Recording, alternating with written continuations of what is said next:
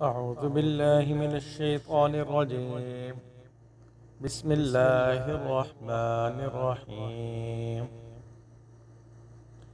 ولا جناح عليكم فيما عرضتم به من خطبة النساء أو أكننتم في أنفسكم علم الله أنكم ستذكروهن ولكن لا تواعدوهن سرا إلا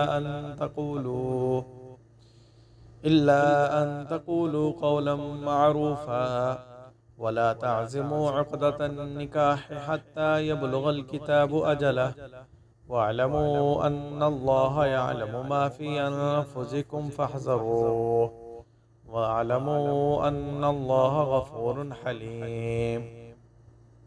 لا جناح عليكم إن طلقتم النساء ما لم تمسوهن أو تفرغوا لهن فريضة ومتعوهن على الموسع قدره وعلى المقتر قدره متاعا بالمعروف حقا على المحسنين.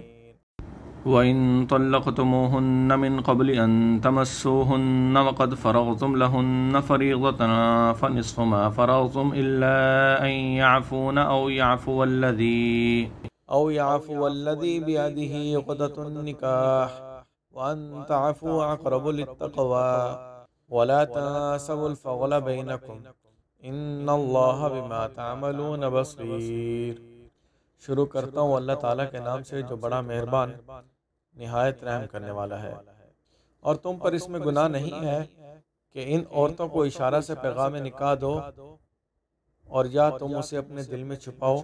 اللہ جانتا ہے کہ تمہیں ان عورتوں کا خیال پیدا ہوگا، لیکن مخفی طور پر ان سے نکاح کا وعدہ نہ کرو مگر یہ کہ قاعدہ کے مطابق کوئی بات کہو، اور جب تک میعاد نوشتہ پوری نہ ہو اس وقت نکاح کا قصد بھی نہ کرو، اور جان لو کہ اللہ جانتا ہے جو کچھ تمہارے دلوں میں ہے، بس اس سے ڈرتے رہو اور جان لو اللہ بڑا بخشنے والا بردبار ہے.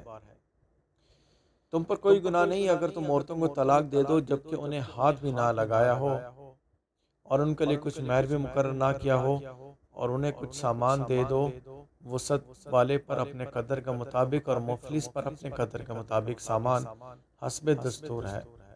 نیکوکاروں پر یہ حق ہے.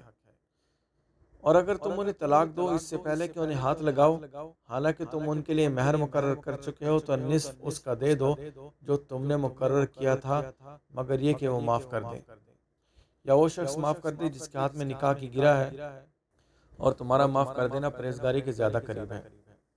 اور آپس میں احسان کرنا نہ بھولو کیونکہ جو کچھ بھی تم کر رہے ہو اللہ اسے دیکھ رہا ہے.